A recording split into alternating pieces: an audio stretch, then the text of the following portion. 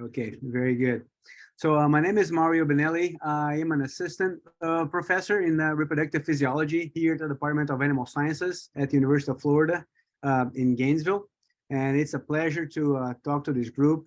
Appreciate the invitation by Felipe and Victor and the whole team from the task force. Hopefully we'll be able to share with you some of our newest information on Bos indicus influence in reproductive and productive traits in beef cattle. I have a co-author for these presentations. His name is Dr. Tiago Martins. Here's Tiago, dressed to war. We've been partners in research and work for many years, and most of the information that you're going to see today was organized and compiled by Tiago during his postdoctoral stage here with me at the University of Florida. So we really appreciate everything that Tiago was able to put together in a nice story and in a couple of manuscripts that I'll share with you today during the presentation. So to be able to talk about the influence of Bos indicus, we were able to use a very unique tool that, as far as I know, in the whole world is only available here at University of Florida, and that is called the multi-breed beef herd from the University of Florida. On that herd, we know the genetic makeup to every 3% of Brahman influence, and that means ranging from 0, which is purebred Angus, to 100% Brahman. And we know each individual to the 3% influence of Brahman on their genetics.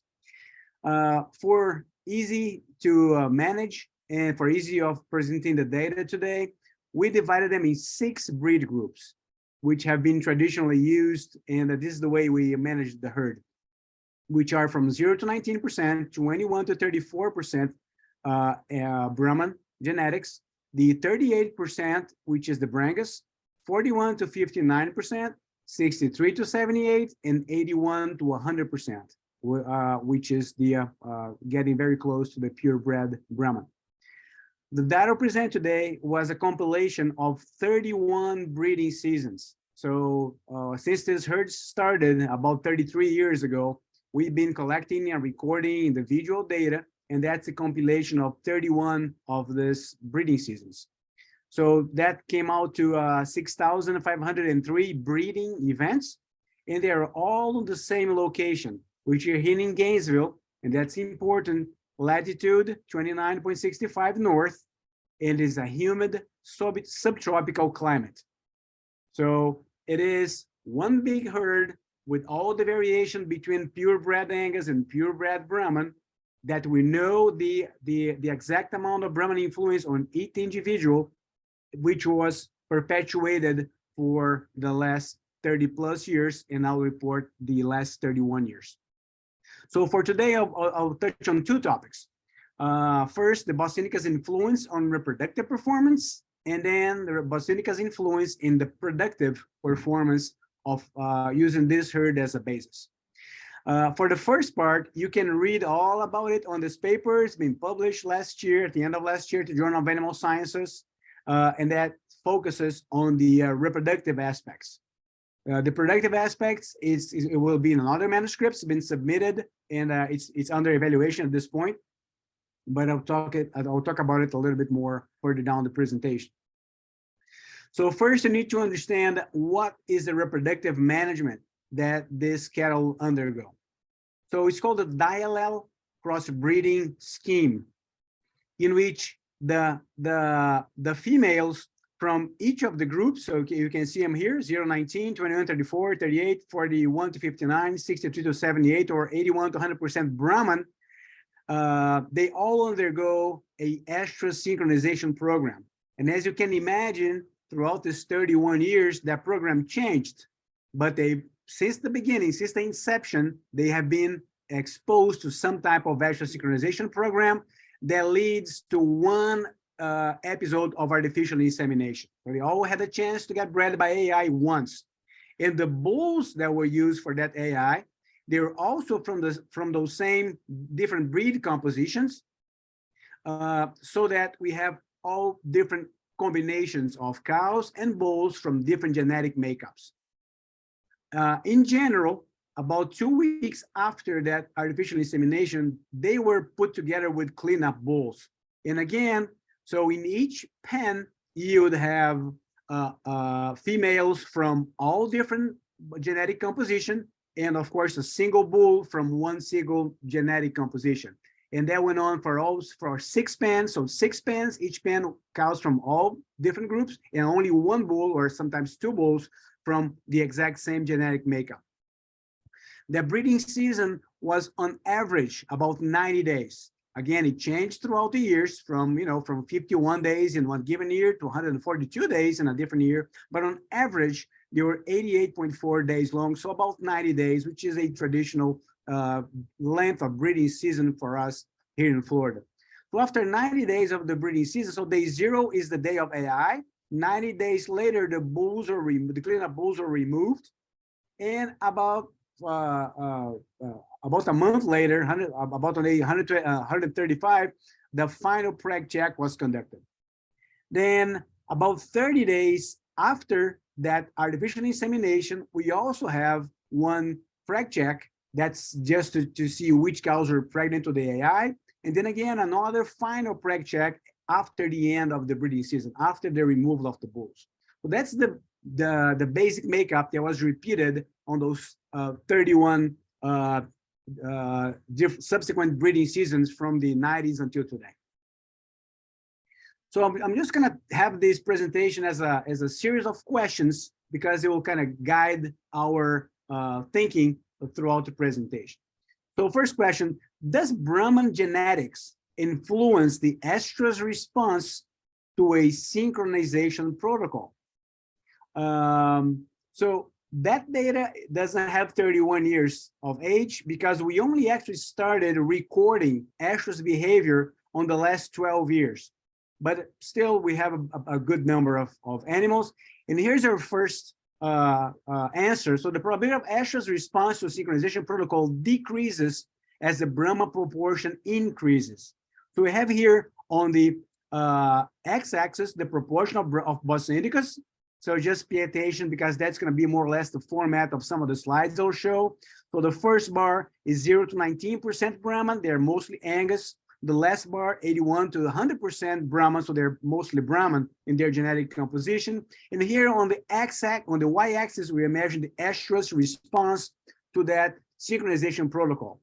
And as we can see, for the more Angus animals, 66% showed estrus to the protocol, but only 38% showed estrus to that same protocol if they were more towards the Brahman genetics.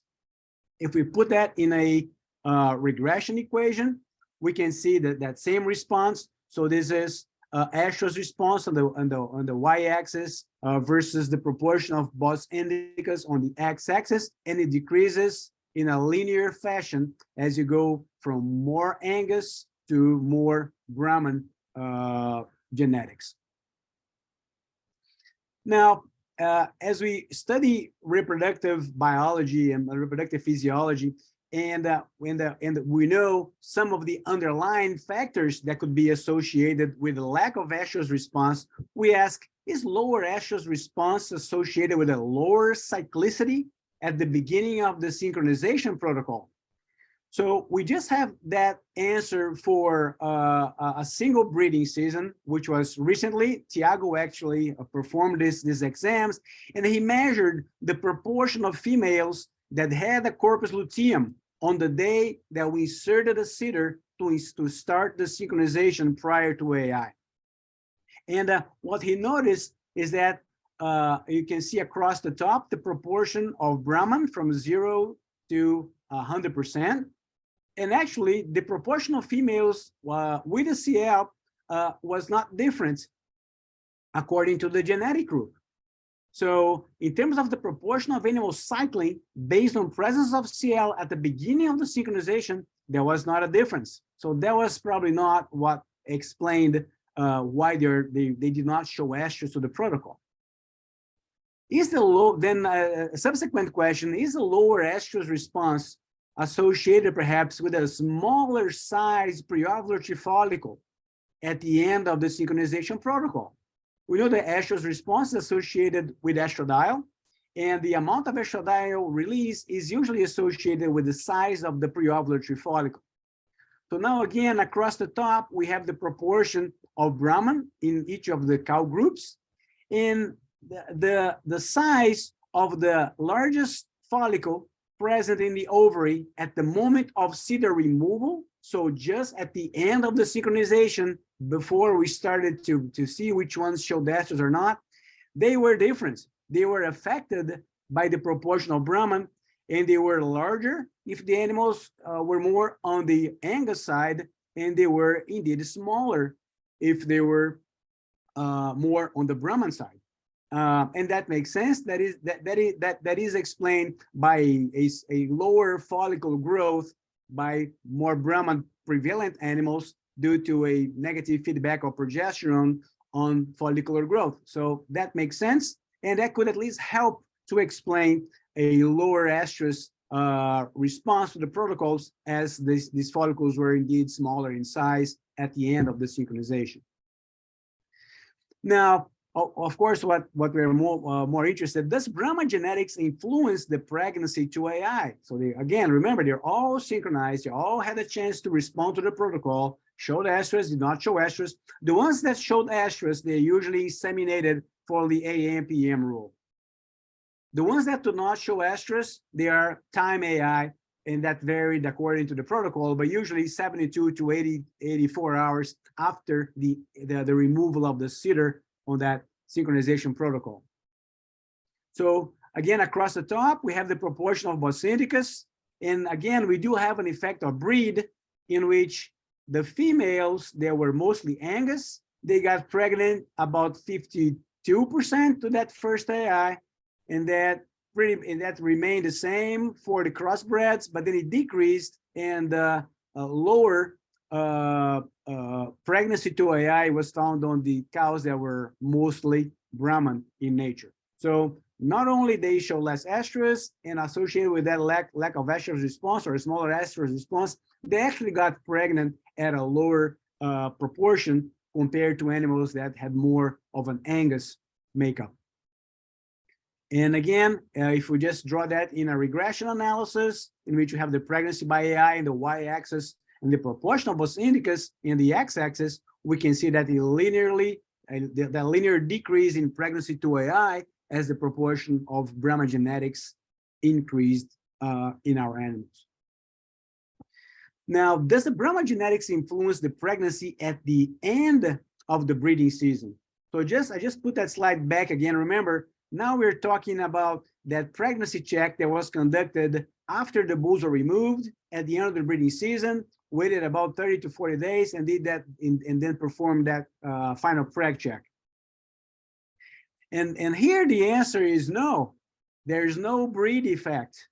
So all cows, regardless of the ones that will have more of an Angus influence compared to the ones that have more of a Brahman influence, the final pregnancy rate, which is the pregnancy to AI plus the pregnancy by natural service, it was similar across the board. So there's no evidence that this cow, that the more Brahman cows were infertile or anything like that. They were all able to get pregnant, but they just did not get pregnant to that artificial insemination. By the end of the breeding season, they were all pregnant at about the same rate, 88, close to 90%. Next question, does Brahman genetics influence the interval of time needed to attain pregnancy during the breeding season? And you know, you can already suspect what's going to be the answer. If the more Angus got pregnant to the AI but not the Brahman, there might be a different distribution in the timing of when pregnancy was attained. And for that, I will share that table, which is also on that manuscript. Again, across the top, we have the proportion of Bos indicus in all animals. And then here, look at the median value. So the median value of the interval to pregnancy is the day of the breeding season in which half the animals were pregnant. So as you can see, for the more Angus influence, that was on day 0, because more than half of them were pregnant to that AI, which consisted on day 0 of the breeding season. Now, as you include more and more Brahman influence, that day becomes later and later in the breeding season. So as the mostly contrast for the group that has 81 to 100% of Brahman, it took 25 days of the breeding season to have half of the animals pregnant. So that already shows you that there is a different distribution, a different temporal dynamics on the ability of those cows to become pregnant during the breeding season. That can also be observed on this graph. That's a survival curve. So this is on the x-axis, the time to pregnancy. Day 0 is 0. Here's day 0 of the breeding season, and that's the proportion of cows that are open. So on day 0 of the breeding season, all cows are open. But then, because the ones that show heat, they get inseminated on that day, all of these cows here, they got pregnant to that AI, and then all the subsequent pregnancies occur throughout the remainder of the breeding season. So in blue, we have the more Angus animals, and we can see that 50% of them, and even more, are bred on day 0, while if you get to the red line, which are the more Brahman animals, to arrive to that 50%, we have to go all the way to 25 to 30 days of the breeding season. So then it takes longer for them to get pregnant right on the beginning of the breeding season, and then all of the groups subsequently get pregnant more and more as the breeding season continues. Then the next question is, how do the Brahman genetic effects on reproductive performance influence productivity? So you're probably already thinking about this. The more Angus showed heat more, they were inseminated more, and I just showed you that they got pregnant earlier in the breeding season compared to the more of the Brahman influenced animals. So what does that mean? If they got pregnant later, that means that they will calve later, and then because the weaning moment is fixed for everybody, you can imagine what's going to happen to the calves. Are they going to be the same weight? Are they going to be smaller? Are they going to be larger, depending on the Brahman genetics? So we measured all of that, and I'll show you in the subsequent slides. So this is the second paper. I cannot give that to you at this moment. It's been evaluated by the reviewers at the Journal of Animal Sciences. Hopefully they'll like it, and you'll be able to have that paper available to you this year. So there was, again, a compilation of data from the same herd, the same females that I just showed to you, their reproductive performance. Now we're going to see what happened to their calves after they were born. So here's the first question. Does Brahman genetics influence the calving dynamics within the calving season? So I already gave that answer, because if the attainment of pregnancy was different according to group, so there should be the temporal dynamics of calving. So here you go. Again, across the top, we have the proportion of Bos indicus in our cows from 0 to 100%. And I'm just, again, going to show you the medium. So that means, what is the day in which of the calving season that half of the calves were already born, or that the half of the dams had already calved? So day 0 is the day that the very first calf dropped from the cow. So if you take the group that has mostly Angus genetics, on day 52 of the calving season, half of the calves are already born. Now, if you go to the other extreme for the more Brahman animals, it was only on day 78 of the calving season that half of the calves were born. So yes, the dynamics of calving was shifted according to the proportion of Brahman in the herd. Does the Brahman genetics influence weaning weights? So again, you're probably already guessing, if they were born later, they'll probably have a lighter weight at weaning. And this is what we can see here: the weaning weight, the unadjusted, and the 205-day adjusted weaning weight. They were the smaller values were here for the Brahma, 231 kilos at winning weight. And then as we increase the proportion of Angus, they go to 245, 248, and 245, 247. But then look, this was a little bit unexpected, but for the purebred Angus, they were not the heaviest calves at winning.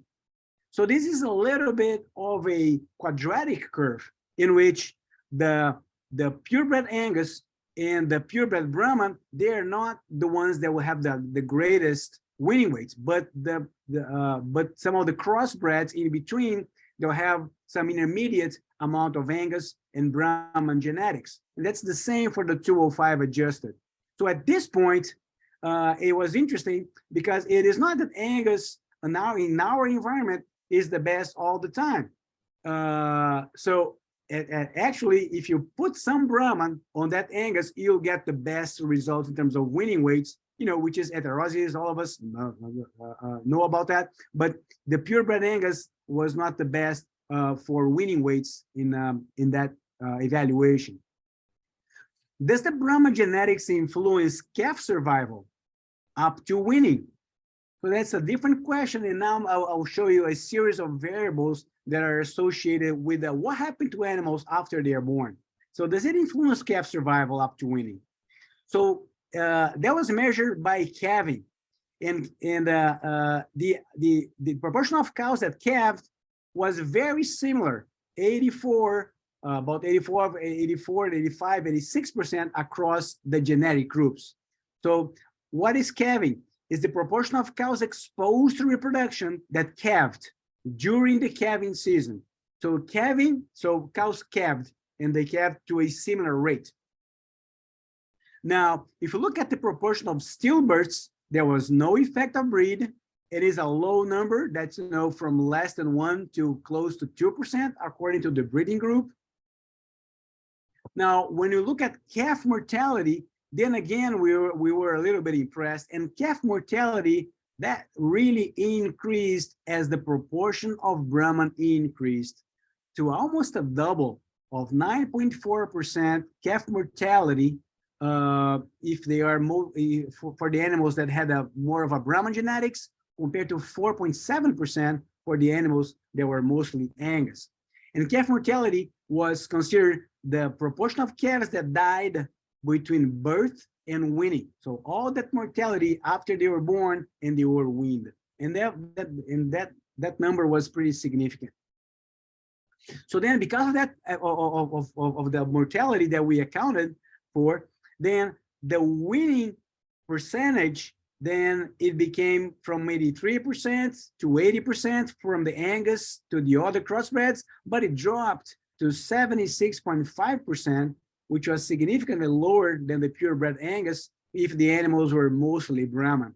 So the proportion of animals that weaned, proportion of cows that weaned the calf was actually smaller if the animals were with their greatest proportion of genetics in their blood.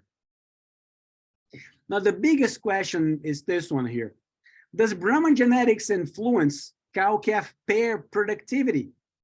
So what does it mean by productivity?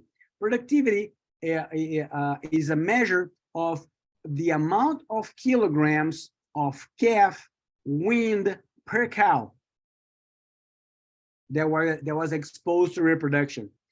And here what we see is that again, the lowest number, the lowest productivity was for the more heavy Brahman genetics animals, 182 kilos, and then it increased for the crossbreds. But then again, at the Angus extreme, the animals with the least proportion of Brahman, it was not the maximum. So the maximum productivity was not of course, at either of the extremes, not the Angus, not the Brahman, but the crossbreds in between. So that was also interesting. So again, although some of the reproductive responses, they were linear towards the Angus, from the lower on the Brahman and the greatest on the Angus, for some of the productivity responses, that was not so. Again, it was a little bit more on that quadratic shape in which the animals that had the greatest performance were the ones in the middle. So again, productivity is the kilograms of calf weaned per cow exposed to reproduction, adjusted for the weaning rate and for the age of the calf at weaning.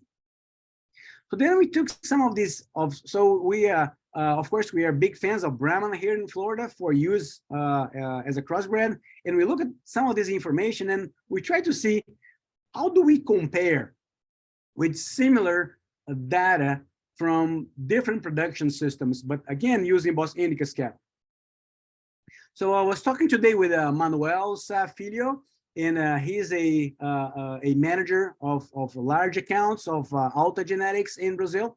And he directed me to data from benchmarking, from a benchmarking tool from Integra. And here's the website if anybody's interested on that information.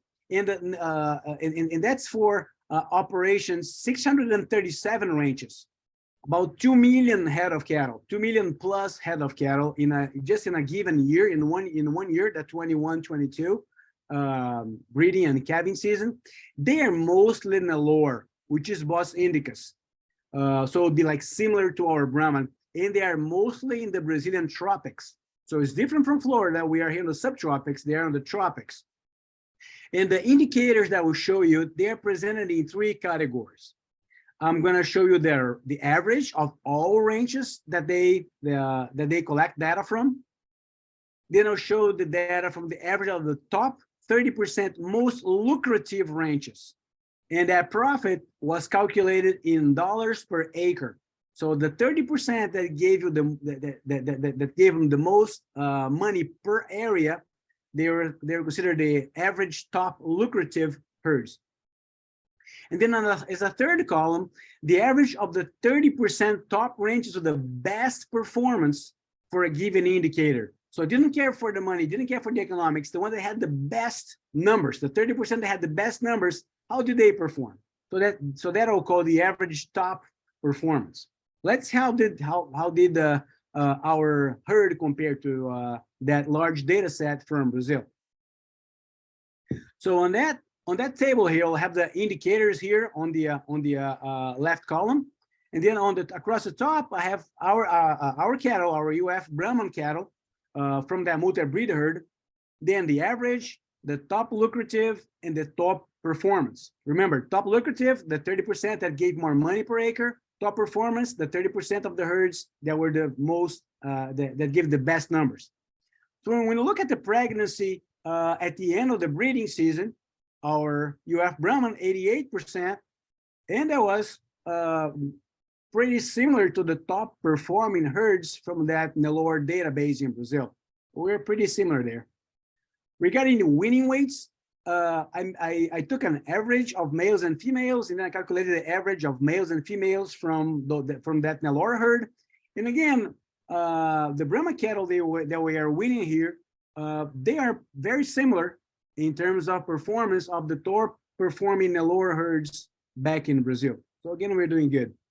On the calf mortality was the most striking differences.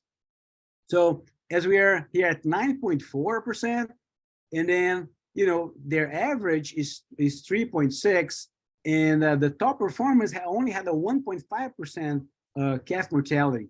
So that's something that again probably needs some research on our end to see what can we get better in terms of calf mortality. In terms of the weaning rates, the amount of calves that were weaned divided by the total number of females that were exposed to reproduction. Again, pretty similar, 76.5, and their best herds, 78.3. So not that different. We're doing pretty good. And the productivity, that variable that we are very interested. So for every cow that were exposed to reproduction, what was the amount of the kilograms of calf that she was that on average she was able to leave for us to make money? So 182 kilos in our herd here, and 181 kilos in their top performing herds back in Brazil. So again, we're not doing too bad, even taking in consideration that compared to the crossbreds and compared to the pure Angus, there was a lower performance. So in conclusion, Felipe Muriel told me they'll have to be like a 30-minute talk so we have time for questions. So I'm already at the conclusions. So see if you can follow my rationale at this point. The greater Brahman genetics equals to less estrus to the protocol, that equal to less pregnancy by AI, and also that's associated with a longer gestation. So the more Brahman, I didn't show you the data, if you're interested, I can share with you, the more Brahman will also have a longer gestation. So less estrus, less pregnancy to AI, longer gestation, that takes to less early calving or more late calving, and that will lead to lower weaning weights. They were born later, they are lighter at the moment of weaning. Then on the productivity side, the greater Brahman genetics also had greater calf mortality, and that takes to taking in consideration it resulted in a lower weaning rate, so less animals weaning, less females weaning a calf. Sorry, and the lower weaning weights that translated into lower productivity. Excuse me. However, it's important to see that the effect of the Brahman genetics on weaning weight and on productivity was quadratic, indicating that a positive effect of outbreeding Angus with Brahman.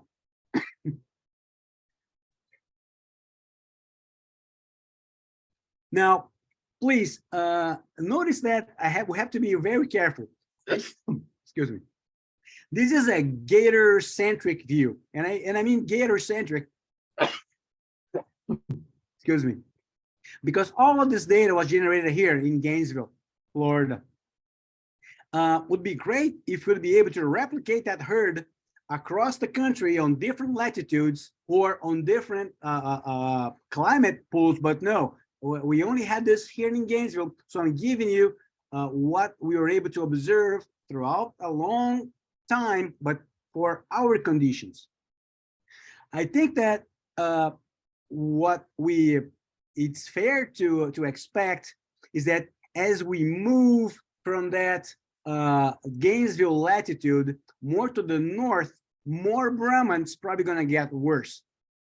And as we move south from that latitude, from Gainesville, more Angus is probably worse. We don't know exactly what are the tipping points for, what is the best Angus Brahman combination according to your latitude or climate change. I don't even know if that line should be a straight line or if it should have some kind of a slope to it to accommodate more, for example, more dry conditions to the west.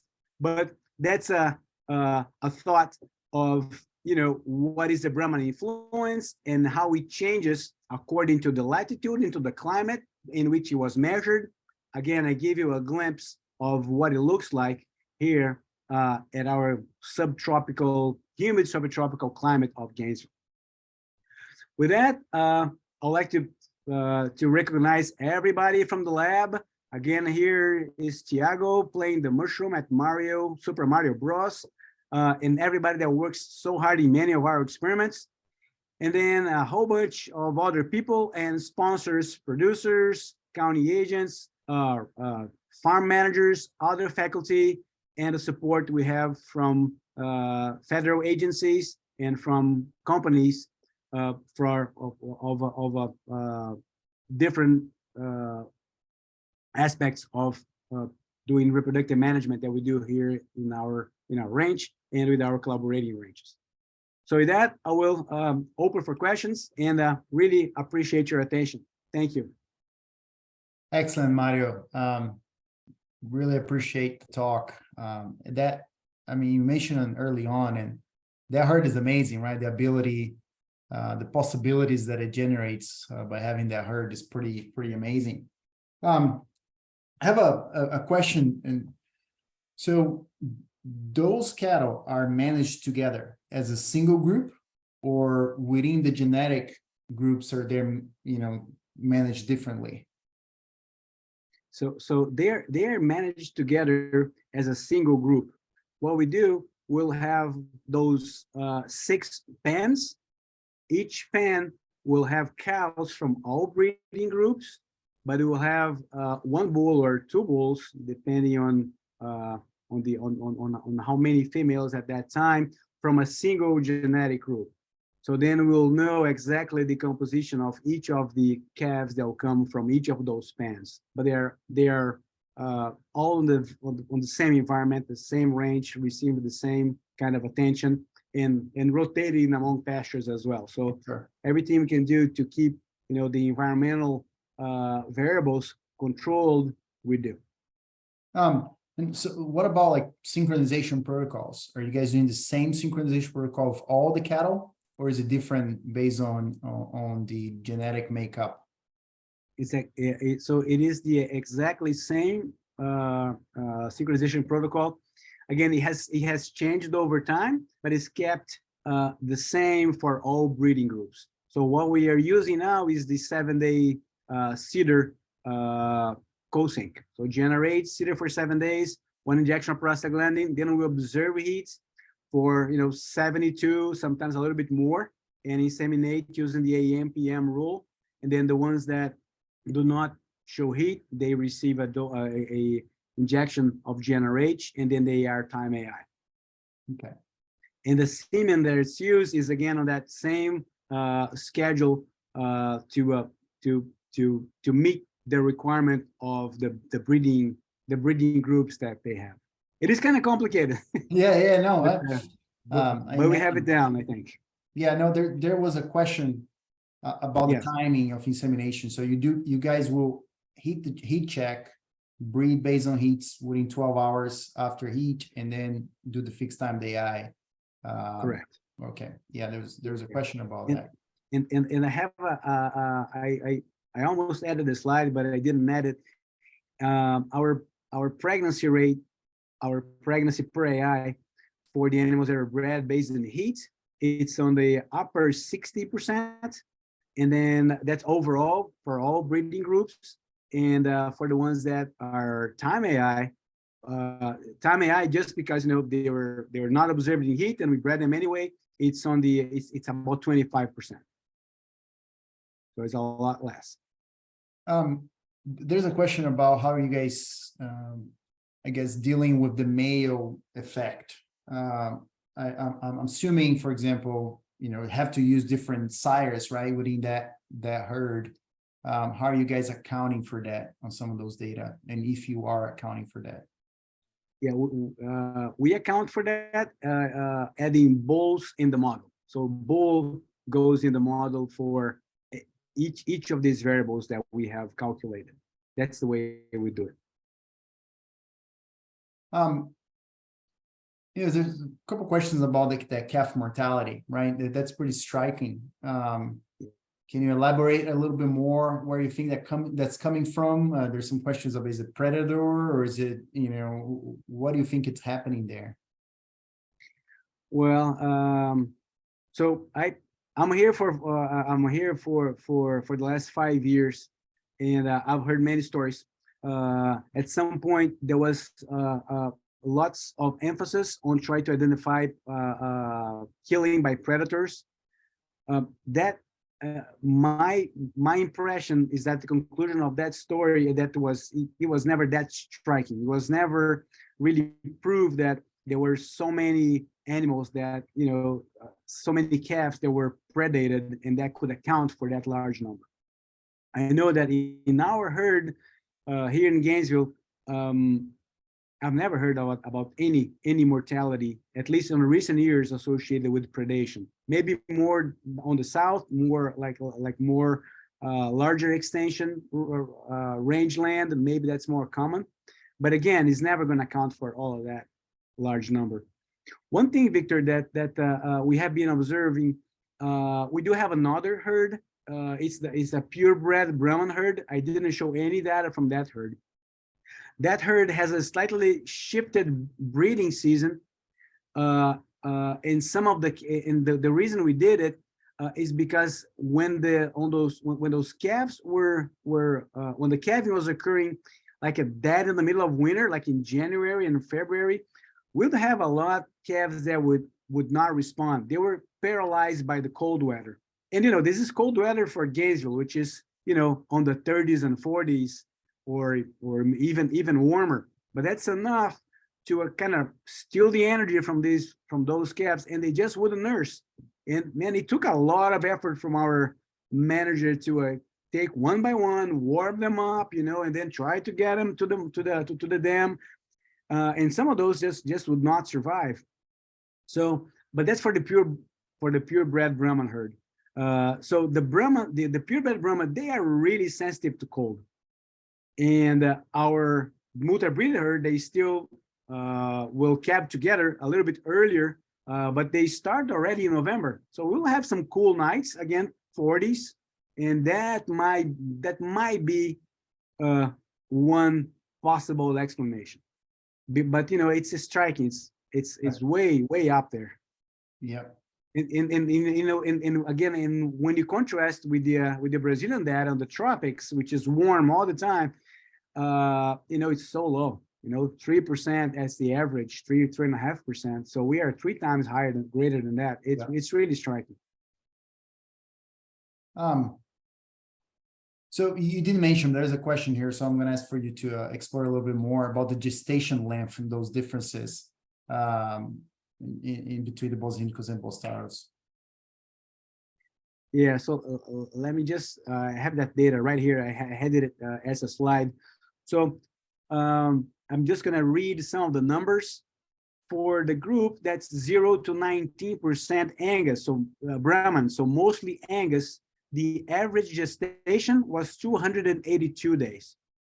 I'm just going to go all the way to the other end of the spectrum. So for the animals that were 81 to 100% Brahman, the gestation length was 290 days and a half. So that's 8 days more, 8 days less for the calf to grow. And that calf was already born later. So that doesn't help. Yeah, exactly. with that winning weight. So 290 days average, that's across categories, primary, secondary pairs, and mature cows. Across the board, if you average them, 290 days. You mentioned now that the parity, is there an effect of parity? I guess a different effect of parity based on the breed categories? Yes. So I didn't want to go into that side because I wanted to stay more on the Brahma genetics. But sure. That paper, if you read it, you see analysis were done based on generic group and also based on the parity. So you're gonna have all the information there. I can't recall everything on top of my mind. We can there'll be another nice seminar. Exactly. But yes, it is observed, and of course the most productive are the multi-pair cows that we should expect, and the least productive, most of the cases, are the prima pairs, so not the virgin heifers, but after they have their first calf, they'll have a drop in their production, and then they'll catch up again next year, as expected.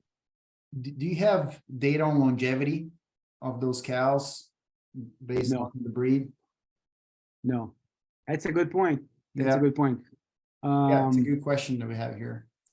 Yeah, no, we don't. That's a great question, because there'll be like another paper like on lifetime productivity. There'll be actually, and we do have the information to calculate that. It's just not very easy. It's you can imagine the sizes of these spreadsheets, and a lot of them from the old times, they were still by hand. It had to be typed in. It was a lot of time just curating this data to put that information together. But I'm pretty sure that we will be able to calculate that at this point. There's a question about pregnancy loss, and if there's something that you guys are exploring on within that herd. So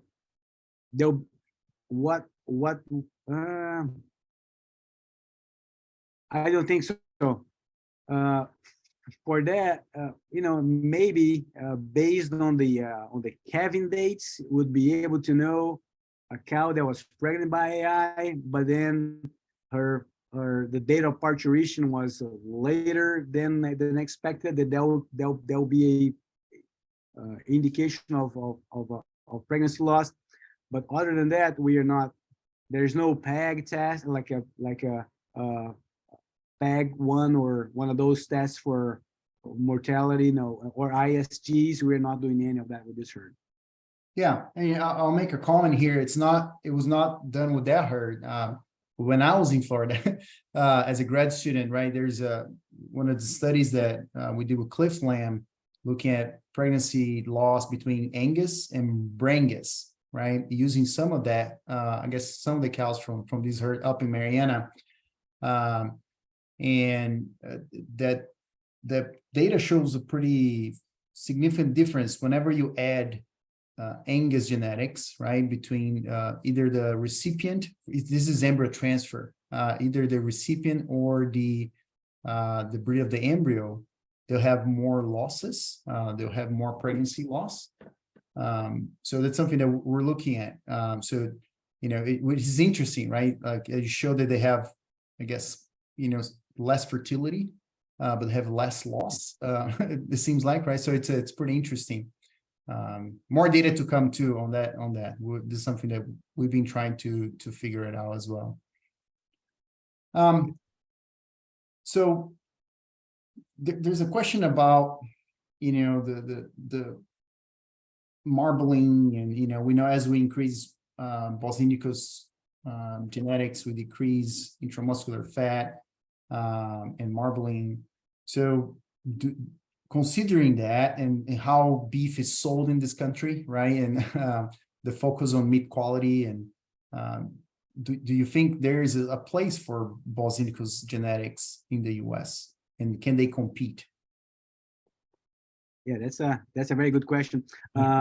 So within the Brahma project, everything we do with Brahma here, there's a group of researchers, and the leader at this point is Dr. Raluca Matiska. She's a geneticist, and that's one of the topics she's looking at. Also, Dr. Tracy Scheffler, she's also a meat scientist, and we use that same beef multi-breed herd to slaughter a number of steers every year, and then measure what is the Brahman influence on meat quality. So just going to the Brahman side, I think that their answer would be, there is variation. That's what is important. So on average, yes, it's more tender and more marbled if you go to the Angus side, but within the Brahman variation, there are individuals that will have a very soft meat and with sufficient marbling to score well. So, you know, again, it will be a matter of understanding those markers and taking that into a selection program, and then giving priority to that kind of meat quality. So it's there. It is not that, you know, if you're a Brahma, you're tough. That is not a given for all the animals. And at the same time, there are Angus animals that were tough and they were not well marbled. So there's variation in both sides. Again, on the average, you see that the Angus is better quality, but there will be individuals on the Brahman side that will taste very good. And they also have, I'm not sure if every year, but they also have tasting panels that will also help with that conclusion. Not just the shear force and the marbling evaluation, but tasting, it will taste not different from a good Angus. Exactly. Yeah, there's a question. I guess it goes on that same direction, talking about heterosis, right? And I kind of, the way I see it, Bos indicus being used is like, you know, exploring the heterosis, right, and breeding, you know, with Bos Taros type breeds. Are you aware of any data that show, as we breed Bos indicus, Bos Taros, so think about a Brangus or a Brayford type animal, on the latitude that we has, where we can go, where are the limits, I guess, where we can see some differences and start seeing some negative effects, I guess. Yeah, no, I don't know. That's, I don't know either. That's a good question. That's a very good question. I have a he's not a producer. He's the manager of one of the largest ranches here in Florida. It's called the Likes Brothers, and they are south of us. And he says, I like to have as much Brahman as I can. And it took me a while to understand that. I actually asked him a couple of times, what do you mean by that? So you as you go south and you getting more towards the tropics, that curve that I mentioned to you for some of the variables, you will get more inflected, and your Angus is going to start to perform very poorly. So the more Brahman you have, at least in your cow herd, it's gonna benefit the survival and the productivity. So again, depending on the environment, you can afford, you must have Brahman in your composition, perhaps in more and more of a proportion. Yeah, as you know, Victor, in Brazil, what they're trying to do is to have the Nelore or the Bos indicus as the maternal base. So those are the moms. Those are the dams, because they are excellent. They are excellent moms. But then it's gonna be of a less value if you breed them to an Nelore bull. So they'll breed them to an Angus bull, and those half bloods, they'll have excellent market value in Brazil, but they'll have more than 2 inches of hump. So here they'll be considered eared cattle. Yeah. So depending on the market, what's required is a lot different. Exactly. And I don't recall if you shared that or not, but do you have data on puberty achievement on heifers, on those different groups, genetic groups? No, I did not. I don't have that at this point. I don't have that summarized by breed group.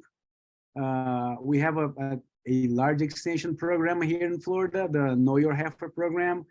And most of the cattle, we don't do any purebred Brahmans. So most of the cattle are Bos indicus influenced, but we don't know the exact composition, Bos indicus proportion on each of the animals. We have about, in that program, again, it was mostly spearheaded by Tiago Martins. We have about 5,000 animals on 3 years of evaluation, and we have 2/3 of these animals to be reproductive tract score 4 and 5 prior to the beginning of the breeding season.